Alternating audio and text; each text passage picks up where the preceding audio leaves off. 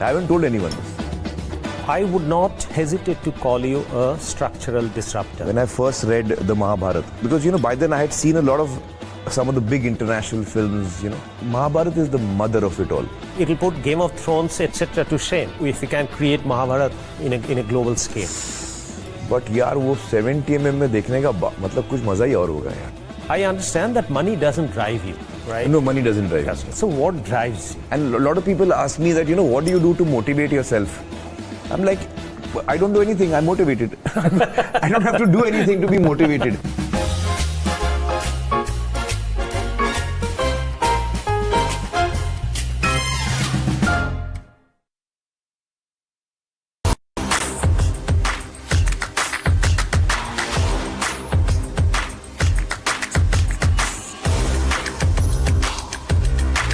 This is India's #1 news network, and you're watching News9, English news as it should be.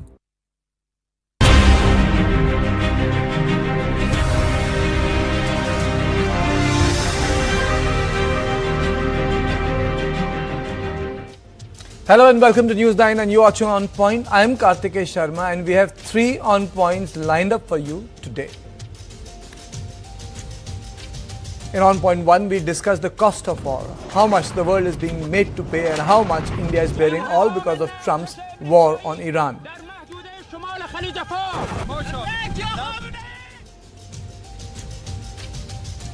In On Point 2, the focus shifts to the Taiwan Strait. 3 months back, when the West Asia war was still in its nascent stage, China made a massive military build-up. AFP claimed that over 2,000 Chinese boats amassed in the Pacific. What does this latest report mean? We will decode it for you.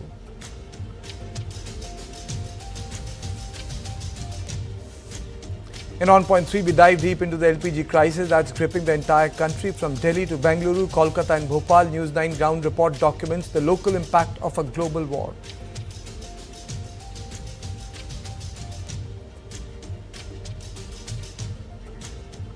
And let's take a quick look at the headlines. US Secretary of War Pete Hegseth claims Iran's new supreme leader Mujtaba Khamenei is injured. Further claims the nation's leaders are hiding in bunkers.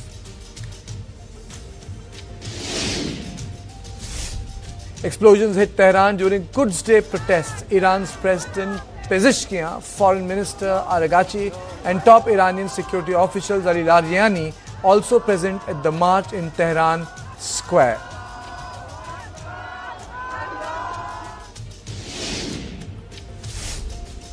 Iran death toll crosses mounts due to US and Israeli strikes. Human rights activists news agency estimated a higher toll of 1,858 deaths, including 1,286 civilian and 197 military personnel. Trump claims Iran is about to surrender during virtual meeting with G7 leaders.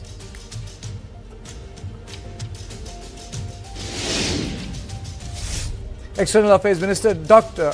S. Jaishankar speaks to Iranian counterpart Abbas Araghchi, discusses bilateral matters, BRICS-related issues.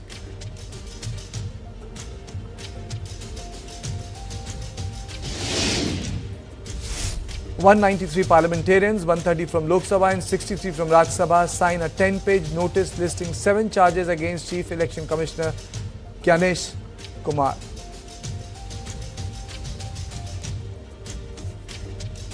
And now let's talk about the cost of war. Wars are usually measured in missiles fired, cities bombed and territories captured. But the real cost of war is often felt far away from the battlefield.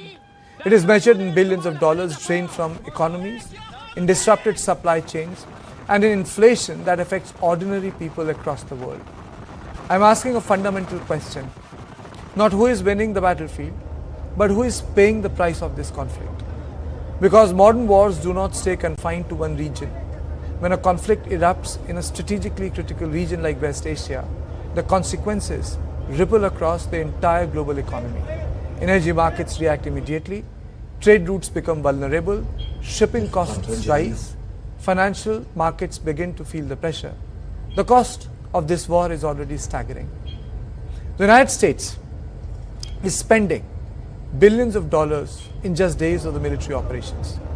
The global economy is bracing for higher oil prices and disrupted shipping routes.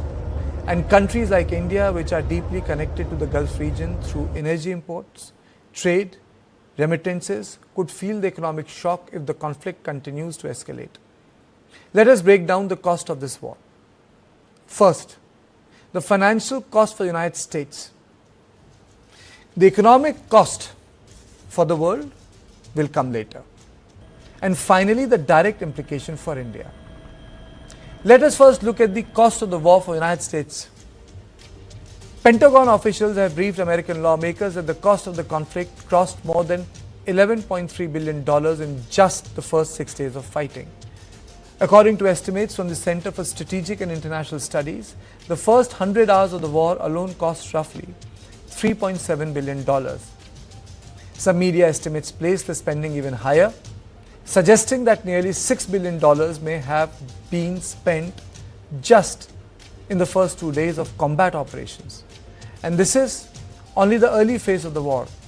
Congressional aides in Washington say that White House may soon request additional emergency funding that could reach $50 billion to sustain the military campaign.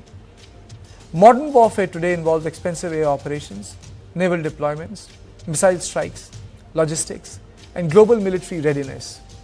Every additional day of conflict adds billions to the cost, but the economic shock of the war does not stop with the United States of America. It spreads across the global economy.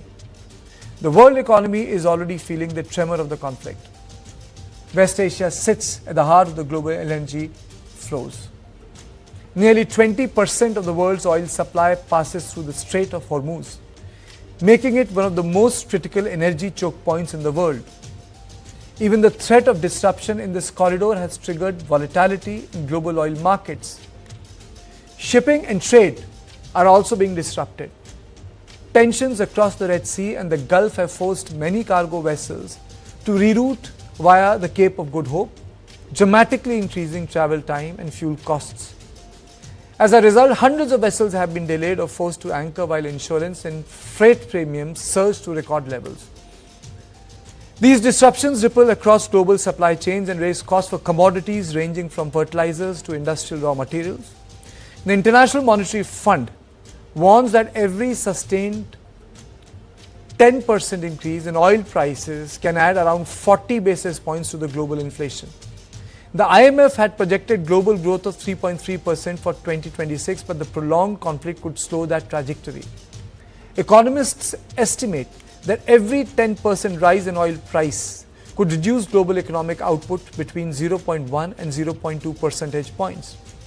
The World Economic Forum describes the conflict as a structural shock that could impact food systems, industrial supply chains, tourism, and global investment. But for India, the consequences could be more direct. India has deep economic and financial link with the Gulf region, and that means instability in West Asia directly affecting our economy. First, remittances. India received nearly $138 billion in personal remittances in the financial year 2025, a rise of about 15% from $119 billion in the previous year. A significant portion of this comes from the Gulf region. Around 38% of India's total remittances originate from GCC countries, where millions of Indians work. If economic conditions slow down in Gulf due to conflict or oil price shock, these remittances could come under pressure. Second, energy security. Any closure or disruption around the Strait of Hormuz could impact crude oil shipments to India, potentially increasing the fuel prices and raising the country's import bill.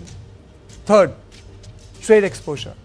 The GCC countries account for 13.06% of India's export and 16.18% of its total imports. Prolonged instability in the region could therefore disrupt trade flows and supply chains. Fourth, financial exposure. Indian banks and private sector companies have significant investments and business exposure across West Asia. And finally, the macroeconomic impact. Higher oil prices could widen India's current account deficit, increase inflation, and put pressure on economic growth. So when we talk about the cost of war, we are not just talking about military budgets and battlefield strategies. The real cost of war is seen in rising fuel prices, disrupted supply chains, and economic uncertainty that spreads far beyond the region where the fighting is taking place. So this was on point 1. And on point 2, we shift focus to the Taiwan Strait. 3 months back, when the West Asia war was still in its nascent state, China made a massive military build-up. AFP claims that over 2,000 Chinese boats amassed in Pacific. What does this latest report mean? We will decode it for you. A massive and a highly unusual mobilization of the Chinese fishing vessels has been detected in the East China Sea.